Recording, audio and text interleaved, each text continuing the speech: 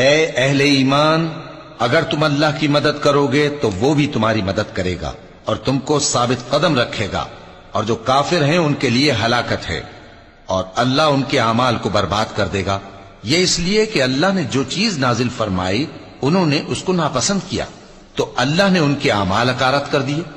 کیا انہوں نے ملک میں سیر نہیں کی تاکہ دیکھتے کہ جو لوگ ان سے پہلے تھے ان کا انجام کیسا ہوا؟